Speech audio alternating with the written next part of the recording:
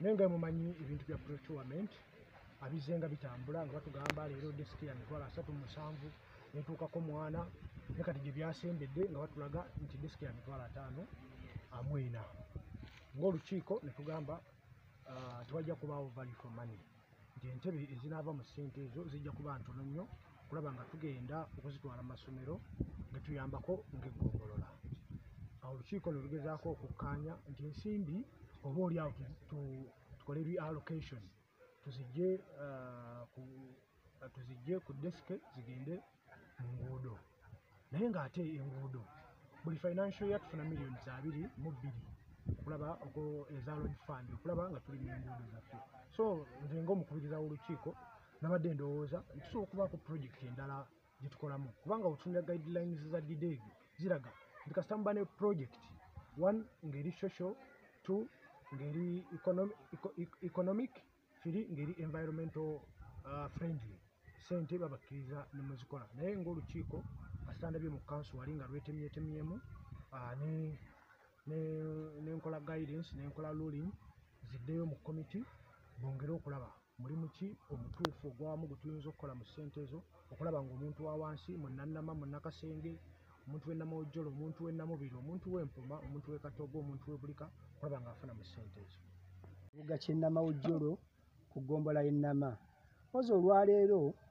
tutuuzizza kanso yaffe ey'eggombolola wakati mu mbeera nga tuyisa bajeti yaffe eya financial year gye tugenda okubeera nga tukoleramu emirimu gyaffe naye olwaleero nti ffe abamu tukitunuulidde nga buli we tujja wano okuyisa bajeti ate tubeera nga tuyisiza balala oba oliawo oluusi emirimu gye tutera okuyisa mu bajeti gye twandibadde tulaba egyandibadde gikolebwa tegikolebwa nti naddala bw'otunuulira olwaleero tulina desike ze twali tugenda okubeera nga tukola ki nga tugula naye kyatwewuunyisa nnyo ng'olukiiko olwa procurement olwa district oluvunaanyizibwa mu kubeera nga luteekesa mu kyokugula desike ezo kyavaayo nga kitulaga nti buli desike emu ku miliyoni 27 ze tulina nga kiraga buli desike bagibaliridde emitwalo 54. Ffe nno ng'abakulembeze abateekerateekera ebitundu ne tutunuulira nga tulaba tekijja kukola impact. Nze nagenda ogenda kibaliriramu mu masomero ge tulina nga buli ssomero ligenda kufuna desike 3 mu miliyoni zaffe 27 ne tutunuulira nga tulaba tekisobola kukola impact ne tusalawo nga committees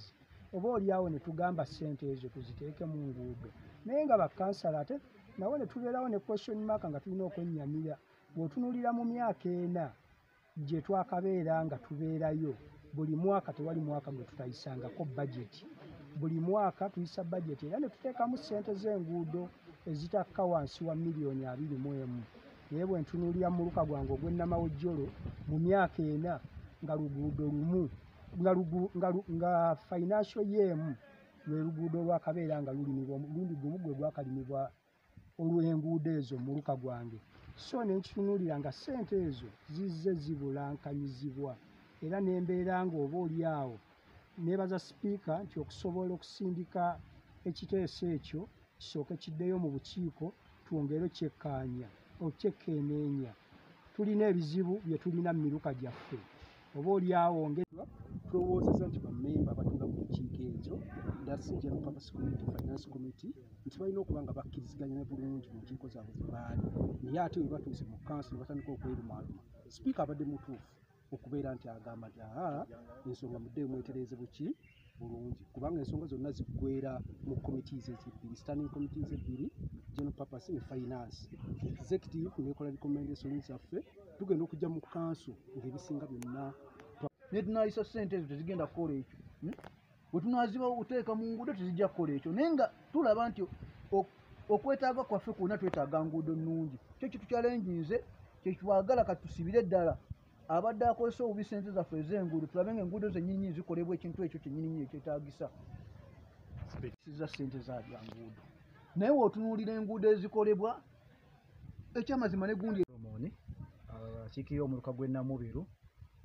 ku ggombolola yaffe ey'ennama ate nga aze ssentebe w'akakiiko aka General Purpose akatunuulira emirimu nga bwe gitambula mu ggombolola. Kya mukisa mulungi nti ate tulina wetutuuseeko. Olunaku olwaleero tubadde mu budget okulaba nga tugiyisa 2025 2026. 2024 2025 gye twayisa tulina wetutuuseeko. Naye okusoomoozebwa kwe tubadde nakwo okusooka nti twayisa bannaffe abatuwa ssente ezitali zino eza local revenue, kubanga local revenue tumujja mu misolo gye tukuŋŋaanya, naye waliwo essente endala ezituweebwa zibayita dideg. So twafuna challenge nga nnama nti ssente ezajja ne tufuna ba bidders abakola procurement, naye buli desk gye twali tulina okuteeka mu ssomero, kuba ssente zino vooti gye tuliko yali ya desk nga ezirina okugabibwa mu masomero gaffe aga gavumenti. Naye twagenza okukiraba nga si kya buvunaanyizibwa ku level gye tuliko nga nnama okwate emitwalo 54 ogigulemu desk emu ogigabire essomero. So twali ne miliyoni 27 eza dideg, naye mu lukiiko lwetwatuuzizza era twatuddewo mu yadde joint committee finance ne General Purpose, era olukiiko olwo zena lukubiriza twakkaanyiza nga honorable councillors ensimbi ezo tuzizze mu nguudo, kubanga enguudo zino bw'ensumya ziyamba abantu baffe, ziyamba abaana abasoma, yadde ensimbi tuzitadde mu desk, naye enguudo omwana asoma azeetaaga, omuzadde omukyala ow'olubuto yeetaaga oluguudo olulungi. Ate bwetunira naffe bannabyabufuzi tugenda mu biseera byabufuzi bya kalulu, si kirungi kulaba nti omuntu anoonya akalulu abadde anoonya akalulu n'agwa mu kubo n'afuna accident. N'abantu baffe bennyini aba foot soldiers abatuwerekera okulaba nti bafunye akabenje olw'oluguudo olubi. So twakkaanyiza kimu aba General Purpose ne finance ne tusalawo ensonga ki ensonga eneze mu council, ne tusalawo nti ssente ezo tuziteeke mu nguudo kubanga abantu baffe batuvuma.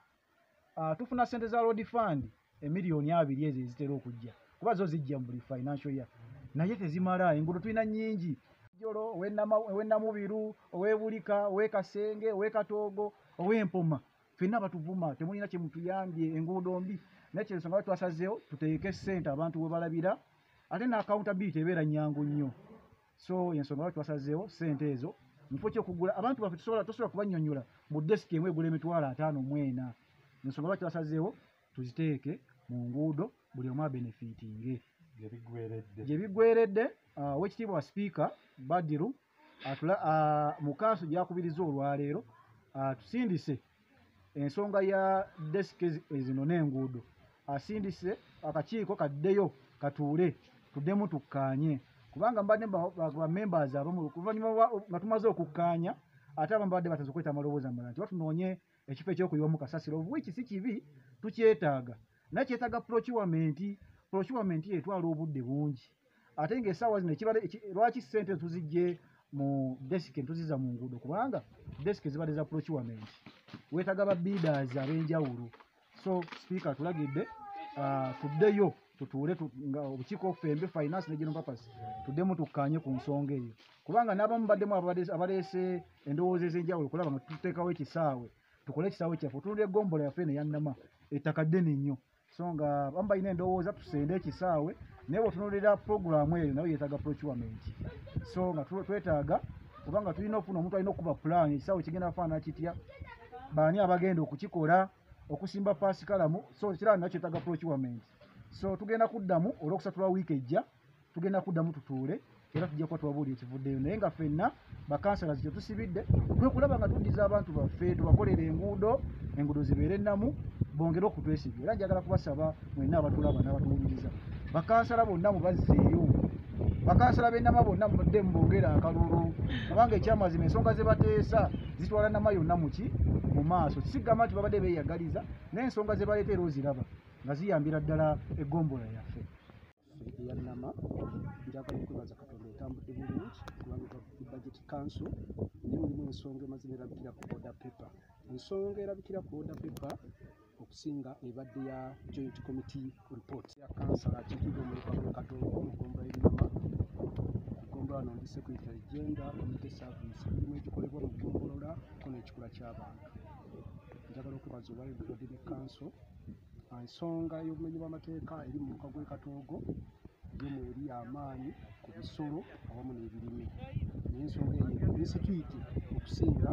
ebirira ku bakulembeze ba byalo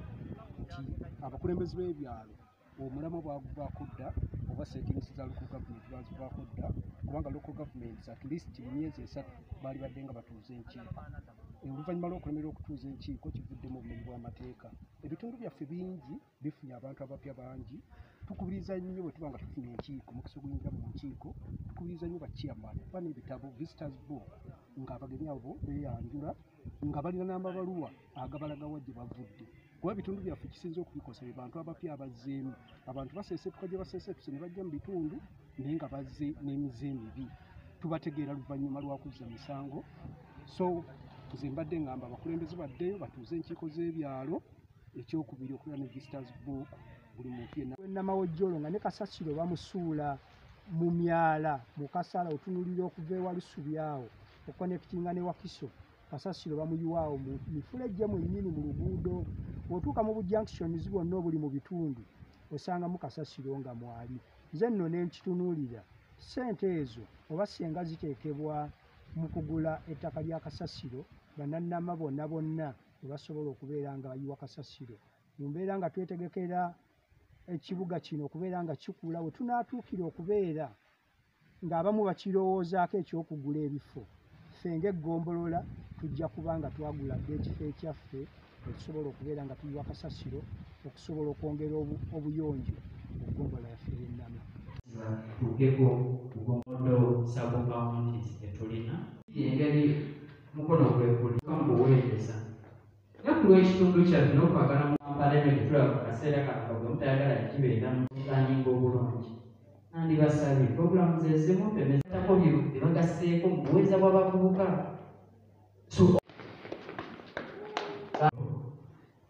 okusingira ddala abavubuka bano sebo obulabeko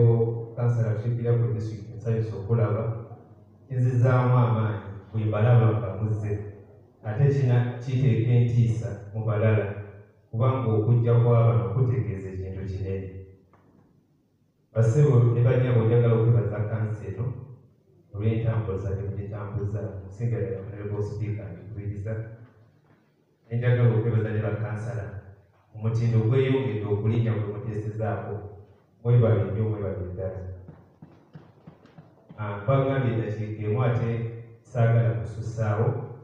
batandise okwerumiramira mu kansu wakati mu bagenyi baffe nga sipiika kyalina okukola kwekuzaayo ekikulu kibadde nti sente zetwogerako ezadidde sente za 2023-2024 nga tezirina bwe zinjira mu bajeti eno gyetubadde tuliko kuba bajeti gyetubaddeko ebadde ya 2025-2026 so kibadde kyamakulu sipiika okuzzaayo komiti ziddemu zifumbe ensonga eyo tusalewo ekituufu sente ezo zigenda kukola mulimu ki kuba kati bweotunuulira twali tuyisiza desiki kino kyakwennyamira nnyo nti amagombolola tukyamumijja obuyinza bwaffe nti n'omulimu ogw'obukadde obubiri tulina kugenda mu procurement twakimanye nti tunoonyeze contract si kyamakulu sente ngayo twali tuziyisiza ntitwagala okugulira amasomero desks nze nga kansala w'e Katogo twali mu ssomero lyange Katogo Church of Uganda oba Ponsiano nyanju ly'abazadde nti desiki eyiyo ngireese yaguliddwa ku mitwalo 54 so twalabanga ffe nga bakansala tulina okusalawo ekintu ddala ekitwala mu community tubeere nga batulangiriza naye toyinza kugenda mu magezi aga bulijjo nze nga Kawuma siyinza kusitula desiki emu kubanga last bidder yatugamba desiki agikolera emitwalo 54 ekyo twagala kitegeeza miliyoni 5 tugula entebe 10 kyotayinza kwangirira community so ffe nga bakansala nga tutulina okusalawo sente bwe ziba nga zigaanye okukola emirimu egyo tuzisse ku mulimu ki tuba tukukasa community